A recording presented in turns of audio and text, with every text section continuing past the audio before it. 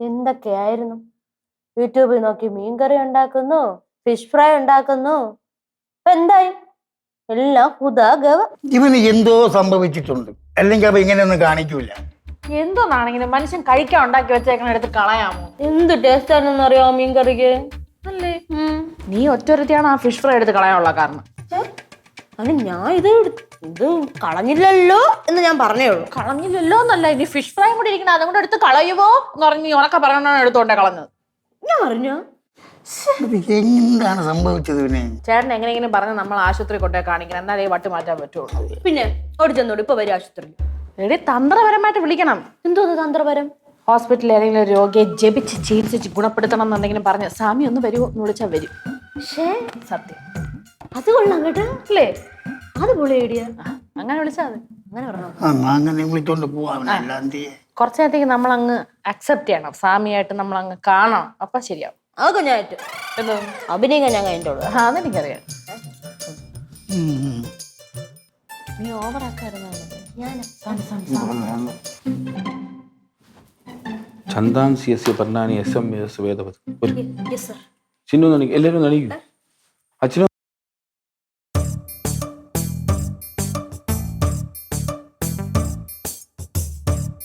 വരൂ വരൂ.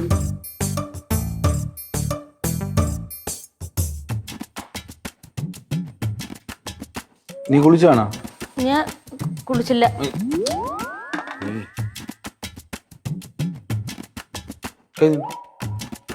ചേട്ടൻ പോണം. എനിക്ക് കറുത്ത ചേട്ടൻ തരൂ.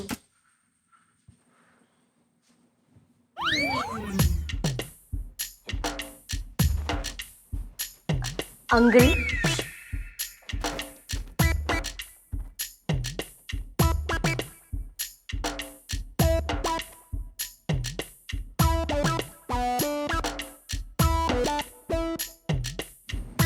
Gift rapport? അങ്കിൾ ഇനി മിണ്ടാവും. എന്തോ നിന്നി പറ. എന്തോന്നു? നെഗറ്റിവിറ്റി മാറി നിൽക്കാൻ, നെഗറ്റിവിറ്റി വിട്ട് നിൽക്കാനായിട്ട്. അപ്പൊ ഇവരിത് കെട്ടണ എന്തിന്? ഇവരിത് കെട്ടണ എന്തിന്? അത് ഓരോരുത്തർക്ക് ഓരോ കാര്യങ്ങൾ പറഞ്ഞിട്ടുണ്ട്. നീ ഇങ്ങോട്ട് മാറിയില്ലേ? ശുദ്ധിയായിട്ട് എന്നിട്ട് തൊട്ടാ മതി. എന്ത് പറയാ? എല്ലാം മനസ്സിലായില്ലേ? കുളിച്ചിട്ട് മാത്രം തൊട്ടാ മതി കേട്ടോ. അതൊന്ന് കളാ. കുളിച്ചിട്ട് തൊട്ടാ മതി. സ്വാമി എന്തടി? ശരിക്കും ഇപ്പൊ ഇതിന്റെ ആവശ്യം എന്താണ്? ശരിക്കും ഇപ്പൊ ഇതിന്റെ ആവശ്യം ദുഷ്ടശക്തികളിൽ നിന്ന് മാറി നിൽക്കാനായിട്ട്.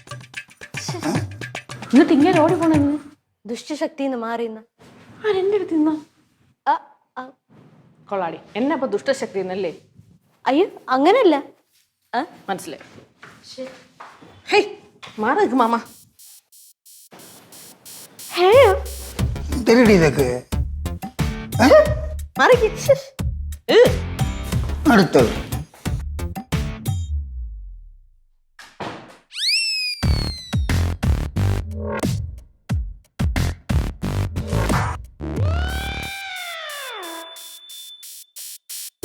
മക്കളെ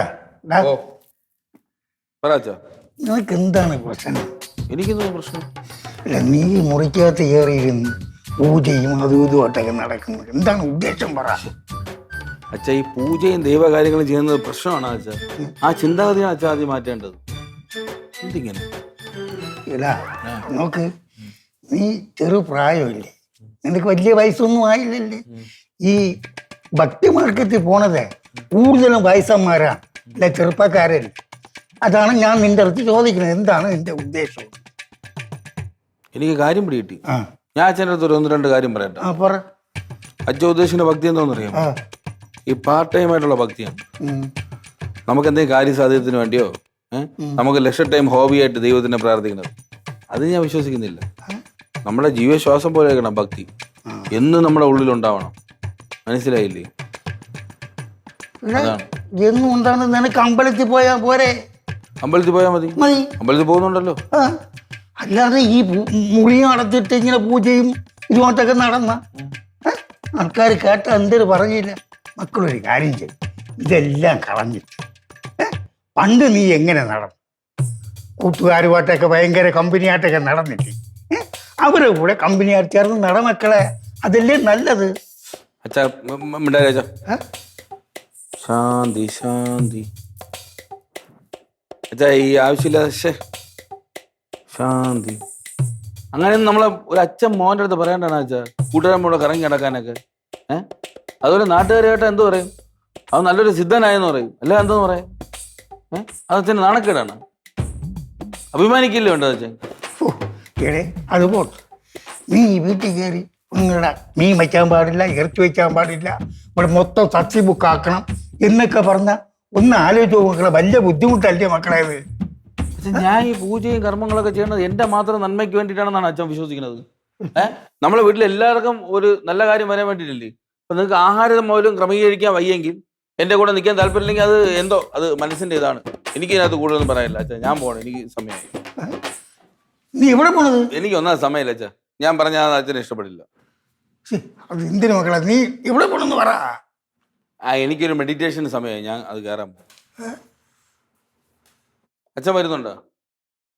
ഫ്രീ ആണെങ്കിൽ വരൂ, പ്രാർത്ഥനയ്ക്ക് ജോയിൻ ചെയ്യൂ. ഞാൻ വരണില്ല. ഇവിടെ നന്നാക്കാൻ എന്തൊരു വഴി.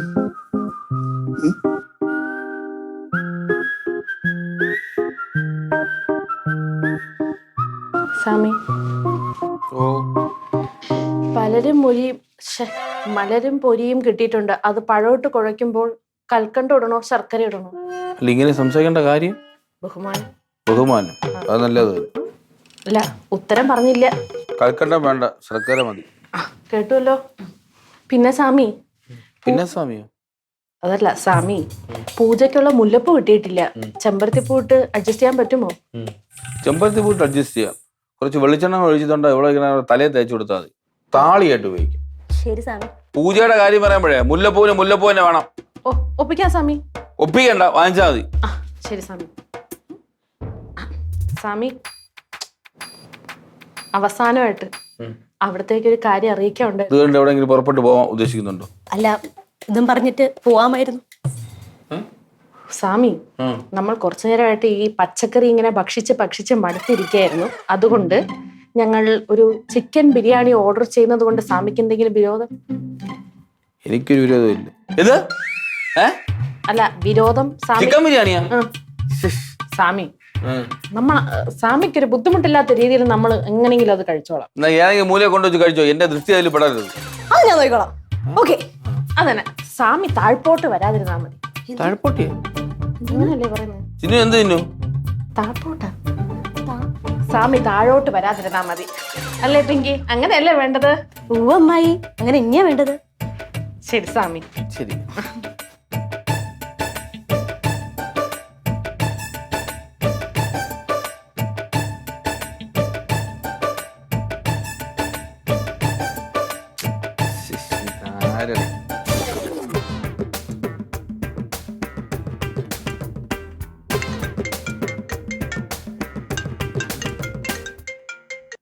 ഹലോ. പോയിട്ട് എടാ പോടാ കിടന്ന്. 6 മാസോ? അപ്പൊ ഞാൻ ആ പോറ്റിന്റെ വാക്ക് കേട്ടോ വ്രതം എടുത്തോണ്ടിരിക്കണത്. 6 മാസം വ്രതം എടുക്കാനാ? എടാ എനിക്കൊന്നും വയ്യ, പോടാ എണീച്ച്. എന്നിട്ട് നിന്റെ വാക്ക് കേട്ട് എന്നെ പറഞ്ഞ അപ്പൊ ലോണൊന്നും കിട്ടൂലേ? 6 മാസം കഴിഞ്ഞ് കിട്ടുമെന്നൊരു ഉറപ്പ്? നീ എന്ന് വെച്ചിട്ട് പോളെ.